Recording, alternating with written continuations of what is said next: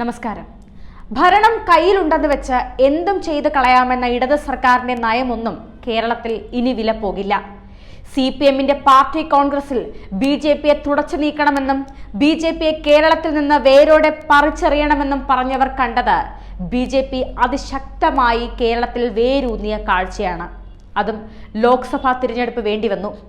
അത് വെറുതെയല്ല, കാലാകാലങ്ങളായി അടിത്തറ പാകിയ കൃത്യമായ രാഷ്ട്രീയ തന്ത്രം തന്നെയാണ് BJPക്ക് ഈ ലോക്സഭാ തിരഞ്ഞെടുപ്പോടുകൂടി വലിയ രീതിയിലുള്ള നേട്ടം കേരളത്തിൽ കൈവരിക്കാനായത്. ലോക്സഭാ തിരഞ്ഞെടുപ്പ് കഴിഞ്ഞപ്പോൾ CPM കരഞ്ഞതുപോലെ ഈ നാട്ടിലെ കോൺഗ്രസ് കേന്ദ്രങ്ങളും കരയുന്നത് വിദൂരമല്ല. അത്തരത്തിൽ കൃത്യമായ ഫോർമുലയോടെയാണ് BJP കേരളത്തിൽ വലിയ നേട്ടമുണ്ടാക്കിയതെന്ന് തുറന്നു പറഞ്ഞിരിക്കുകയാണ് കേന്ദ്ര സഹമന്ത്രി കൂടിയായ ജോർജ് കുര്യൻ. 2026 കേരളം ചരിത്രം തിരുത്തുന്ന നേട്ടം BJPക്ക് ഉണ്ടാക്കാൻ സാധിക്കുമെന്ന് തന്നെയാണ് ജോർജ് കുര്യൻ പറഞ്ഞു വെക്കുന്നത്.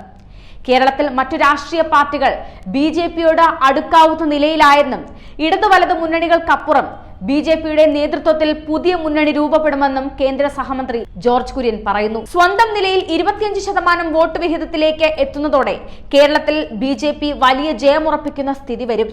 20% BJP വോട്ടും സുരേഷ് ഗോപിയുടെ നന്മയും ജനപ്രീതിയുമായിരുന്നു. ഇതായിരുന്നു തൃശൂരിലെ ജയ ഫോർമുല. നേരത്തെ O രാജഗോപാൽ ജയിച്ചതും ഇതേ ഫോർമുലയിൽ തന്നെയാണ്. പാർട്ടി വോട്ടും നേതാക്കളുടെ ജനകീയതയും വഴി കേരളത്തിൽ BJP ലക്ഷ്യത്തിന് വളരെ അടുത്താണ്. സമുദായ കോട്ടയിലല്ല, വർക്കേഴ്സ് കോട്ടയിലാണ് തനിക്ക് മന്ത്രി പദവി ലഭിച്ചതെന്നും അദ്ദേഹം അടിവരയിട്ട് പറയുന്നു. മണിപ്പൂർ കലാപം, മന്ത്രിസ്ഥാനം, ന്യൂനപക്ഷ വികസനം എന്നിവയിൽ ഉൾപ്പെടെ നിലപാട് വ്യക്തമാക്കുകയാണ് ജോർജ് കുര്യൻ. മൂന്നാം മന്ത്രിസഭയിൽ ഉറച്ച പേരായിരുന്നു സുരേഷ് ഗോപിയുടേത്. സത്യപ്രതിജ്ഞ ചടങ്ങിന് തൊട്ടു മുൻപാണ് സസ്പെൻസ് എൻട്രിയായി രണ്ടാം പേര് ഉയർന്നു വന്നത്. അത് ജോർജ് കുര്യന്റേതായിരുന്നു. BJP കേന്ദ്രങ്ങളിൽ പോലും ഞെട്ടൽ മാറും മുൻപ് സത്യപ്രതിജ്ഞയും പൂർത്തിയായി.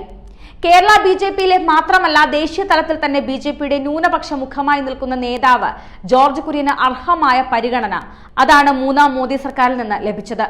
ജോർജ് കുര്യൻ വരുന്നതോടെ ന്യൂനപക്ഷ വിഭാഗങ്ങളുടെ സാമൂഹിക സാമ്പത്തിക സ്ഥിതി മെച്ചപ്പെടുത്താൻ പ്രവർത്തിക്കുമെന്നും ഹജ്ജ് സമയത്തെ വിമാനക്കൂലി വർധന അടക്കം വിഷയങ്ങളിൽ പഠിച്ച് നടപടിയെടുക്കുമെന്നും ഫിഷറീസ്, ക്ഷീര, മൃഗസംരക്ഷണ മേഖലയ്ക്കായി കൃത്യമായ വികസന രേഖയുണ്ടെന്നും അദ്ദേഹം പറയുന്നു. കേന്ദ്ര ഫിഷറീസ്, ക്ഷീര, മൃഗസംരക്ഷണ, ന്യൂനപക്ഷ കാര്യ സഹമന്ത്രിയായി ചുമതലയേറ്റ ശേഷം ജോർജ് കുര്യൻ പറഞ്ഞ വാക്കുകളാണിതൊക്കെ. കേരളത്തിലേക്കുള്ള ആദ്യ വരവിൽ തന്നെ തിരുവനന്തപുരത്തെ മുതലപ്പുഴ സന്ദർശിക്കുമെന്നും വിഷയം മുൻ കേന്ദ്രമന്ത്രി V മുരളീധരൻ ശ്രദ്ധയിൽപ്പെടുത്തിയിരുന്നുവെന്നും ഇടപെടലും ആവശ്യപ്പെട്ടുവെന്നും പറഞ്ഞിരുന്നു. അവിടെ പോയി ജനങ്ങളുടെ അഭിപ്രായം തേടിയ ശേഷം പ്രശ്നപരിഹാരത്തിനുള്ള പദ്ധതി തയ്യാറാക്കുമെന്നും ജോർജ് കുര്യൻ പറഞ്ഞു. മോദി സർക്കാരിന്റെ വികസന രേഖയുടെ അടിസ്ഥാനത്തിലായിരിക്കും തന്റെ പ്രവർത്തനം. നരേന്ദ്രമോദി സർക്കാരിന്റെ 10 വർഷത്തെ പ്രവർത്തനങ്ങളുടെ തുടർച്ചയാണ് ഇത്. അവസരം നൽകിയ മോദിക്ക് നന്ദിയുണ്ട്. മാർപ്പാപ്പയുടെ ഇന്ത്യൻ സന്ദർശനവുമായി ബന്ധപ്പെട്ട നടപടികൾ പുരോഗമിക്കുകയാണ്. ന്യൂനപക്ഷ വിഭാഗത്തിലെ ഗവേഷണ വിദ്യാർത്ഥികൾക്കുള്ള മൗലാന ആസാദ് സ്കോളർഷിപ്പ് നിർത്തലാക്കിയതിൽ വസ്തുതകൾ പരിശോധിച്ച ശേഷം പ്രതികരിക്കാമെന്നും അദ്ദേഹം വ്യക്തമാക്കിയിട്ടുണ്ട്. അങ്ങനെ നിരവധി കാര്യങ്ങളിൽ BJPക്ക് വലിയ രീതിയിൽ മാറ്റം വരുത്താൻ സാധിക്കുമെന്നുള്ളത് കൊണ്ട് തന്നെ BJPയുടെ കേരളത്തിലെ വളർച്ച ചെറുതായിരിക്കില്ല. 2026 കേരളം കാണുന്ന ഏറ്റവും വലിയ ചരിത്രം കൂടിയായി മാറും BJPയുടെ നേട്ടം.